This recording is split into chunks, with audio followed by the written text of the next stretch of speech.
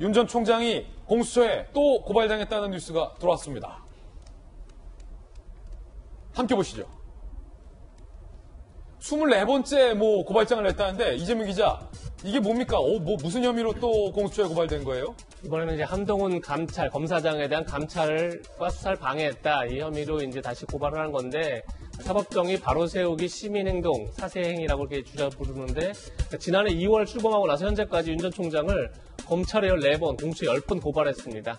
그중에서 2건을 지금 공수처가 수사를 하기로 결정을 했죠. 그게 옵티머스 고발 사건을 부실하게 수사했다. 이 혐의가 하나 있는 거고, 또 하나가 한명수 전 총리의 위증 교사 감찰을 방해했다. 이 두 가지 혐의를 지금 공수처가 수사를 하고 있는데, 여기 합쳐서 지금 또 하나 이제 한동훈 검사장의 감찰을 방해했다는 것까지를 지금 다시 고발했다는 겁니다.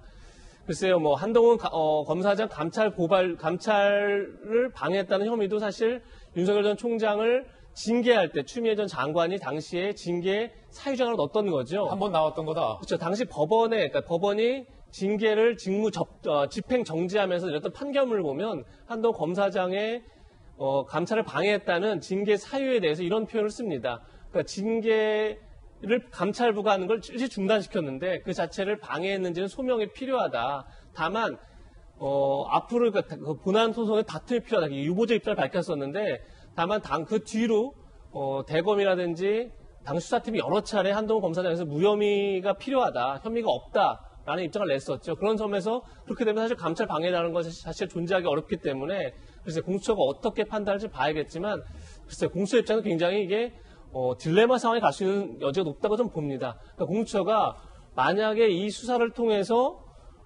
다 혐의가 없다는 게 밝혀지면 오히려 더 추미애 전 장관이 무리하게 직무 정지를 하고 또 징계하려고 했다, 이런 인재가 되는 거죠. 또 반대로 오히려 수사를 세게 해서 자꾸 피의자로 계속 수사를 끌고 갈수록 이재명 지사 측도 그런 우려를 했다는데, 오히려 윤석열 총장이 탄압받는 의미가 돼서 조금 전에 배종찬 수장도 발광체가 아니라 반사체라는데 반사체적으로 효과가 더 커지는 거죠. 도와주는 꼴이다. 그런 점에서 공수처 입장은 굉장히 제가 볼 때 이 수사를 강하게 밀고 가기도 또 그렇다고 중단하기도 참 애매한 그런 어려운 상황이 아닐까 싶습니다. 그래서 공수처의 윤석열 전 총장 수사를 바라보는 여론조사 준비했습니다. 두 번째 민심 진심 살펴보시죠. 공수처의 윤석열 수사 관련된 여론조사, 수사에 찬성한다가 40.1%, 수사에 반대한다가 47%. 수사 반대 이유는 야권 유력 후보를 겨냥한 공수처의 정치적 수사다. 그래서 반대한다. 수사 찬성은 검찰의 권한 남용을 바로잡는 엄정한 조치다. 찬성. 배 수장님, 네. 40대 47은 차이가 많이 나는 겁니까? 비슷비슷한 겁니까? 여기는 어떤 의미가 있느냐? 수사를 반대한다. 예. 아니, 고위공직자 수사처가 뭡니까? 공수라는 것은 정말 기존의 검찰이 손대지 못하던 것까지도 해결해 줄 수 있는 것이 고위공직자 범죄수사처잖아요. 아니, 그 선택이 윤석열 전 총장이냐? 그렇다면 이게 국민들이 압도적으로 공감할 정도의 비율이 나와야 되는 거예요. 수사 찬성. 아니, 유력 대선 후보고 윤석열 전 총장은 검찰총장으로 있다가 사퇴까지 한 인물이기 때문에 수사해야 된다고 적어도 60% 이상은 나와야 되겠죠. 이래야 윤석열 전 총장을 수사하는 것이 당당해지는 거죠. 아, 그렇군요. 그런데 자, 그래프 한번 지금 우리 밑에 자막이 나오네. 47%. 이건 윤 전 총장의 지지율이 47%까지도 올라갈 수 있다라는 이야기예요. 여지가 바꿔 말하면. 뭐냐? 윤석열 때리기만 하면 윤석열 전 총장은 아무것도 안 했어. 근데 때리기만 하면 지지율이 왜 올라갔냐? 이게 정당하지 못하다고 보는 거예요. 그래서 세 글자만 나오면 윤 전 총장은 지지율 올라갑니다. 하나, 검찰. 또 하나, 조국. 또 하나, 추미애. 그래, 계속 때려줘. 이게 윤 전 총장 측에서 바라는 걸지도 몰라요. 그건 뭐냐 하면 고위공직자 범죄수사처에서 적어도 수사를 한다 그러면 이건 검찰개혁의 상징이잖아요. 적어도 60% 이상의 국민 여론이 나올 정도로 그래, 이거야. 이거 해야지.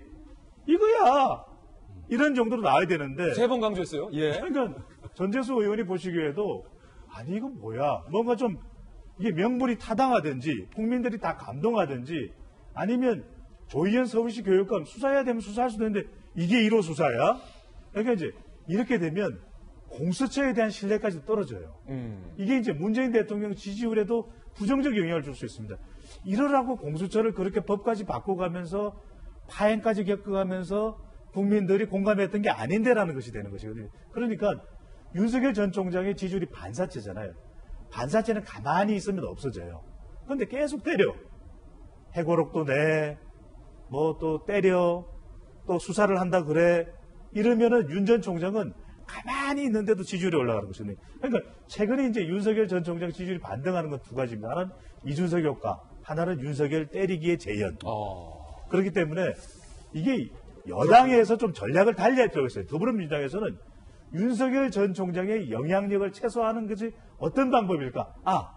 윤 전 총장의 존재감을 극소화하는 전략을 취하자.